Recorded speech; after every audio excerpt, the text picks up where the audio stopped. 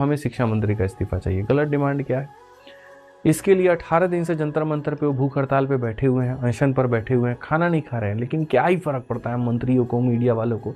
सब खा रहा है, सब सो रहा है, सब अपना जीवन चल रहा है। रात को हम देखते हैं तो रील आता है कि ये जब कुछ खा नहीं रहे हैं तो बार बार वॉशरूम क्यों जा रहे हैं। अबे मूर्ख आदमी, जब तुम्हारे बच्चों के लिए वो आदमी कह रहा है, तुम्हारे बच्चों के लिए वो लड़ाई लड़ रहा है।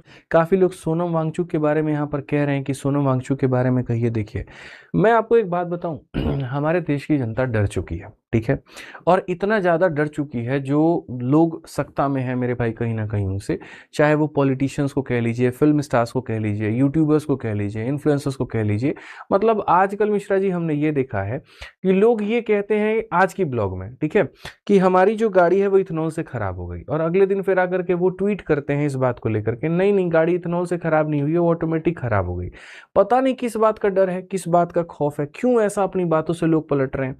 मतलब आप समझिए, पहले भी गवर्नमेंट थी यार, कांग्रेस की भी गवर्नमेंट थी और भी गवर्नमेंट थी, आपके पास में स्वतंत्रता थी, आजादी थी अपने बात को बोलने का, आप बोल सकते थे, आप प्रोटेस्ट कर सकते थे, आप अनशन कर सकते थे, मीडिया उसको कवर करती थी, ठीक है, और आप सही को सही, गलत को गलत, आपके पास विचार थे बोलने के, आप कह सकते थे।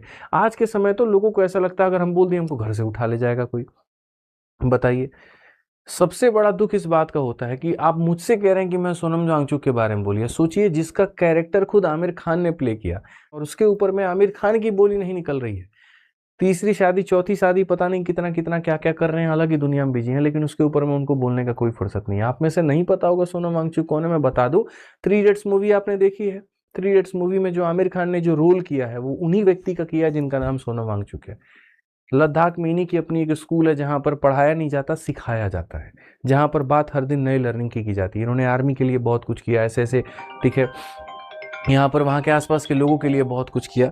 और ठीक है, उसके ऊपर में जो हालत है वो क्या कर दी है गवर्नमेंट ने। अब क्या कह रहे हैं, यही ना कि नीट में पेपर लीक हुआ है, इसके ऊपर में जो है काफ़ी बच्चों ने अपनी जान दे दी, सुसाइड कर लिया, और भी काफ़ी सारी परीक्षाएं पिछले कुछ समय में लीक हुई है, तो हमें शिक्षा मंत्री का इस्तीफा चाहिए। गलत डिमांड क्या है?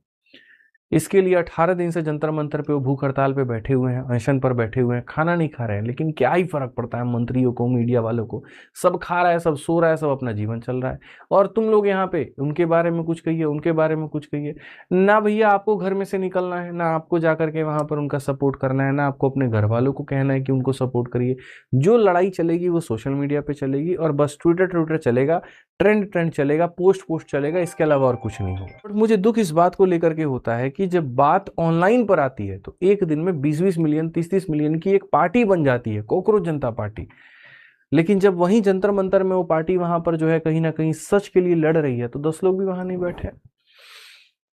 दुख उससे ज्यादा और बताऊं मिश्रा जी क्या होता है, रात को हम देखते हैं तो रील आता है कि ये जब कुछ खा नहीं रहे हैं तो बार बार वॉशरूम क्यों जा रहे हैं।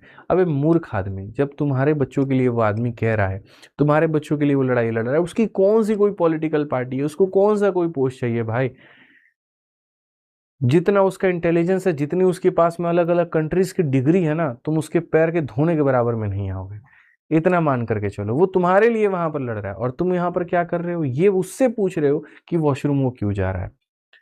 जहां जा करके इस बात का समर्थन करना चाहिए। याद करिए मेरे भाई वहां पर, ठीक है, भारत में जब लड़ाई हुई थी, जब युद्ध हुआ था, उस समय यहाँ पर गांधी जी ने सीधा कहा था कि विदेशी कपड़ों का बहिष्कार करिए। एक पल भी लोगों ने ये नहीं सोचा कि वो कितने का है, ठीक है। मतलब यहाँ 10,000 का है, 20,000 का है, 5,000 का है, जला रहे हैं तो सारे विदेशी कपड़े जलेंगे। वो एक वो लहर होती थी, देशभक्ति की लहर होती थी। अब कहाँ है, कुछ भी नहीं है।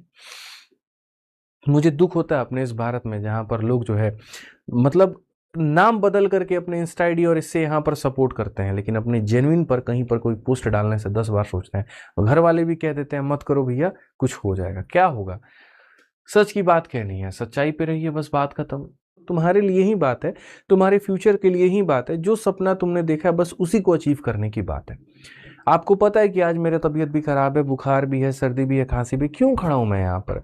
क्या मेरी नौकरी लगने वाली है, क्या मेरा फायदा होने वाला है? नहीं मेरे भाई, आपकी नौकरी लगने वाली है, सिलेक्शन आपका होने वाला है, जीवन आपका बदलने वाला है, पीढ़ी दर पीढ़ी अगर कहीं पर कोई बदलाव आएगा तो वो आपके में होने वाला है।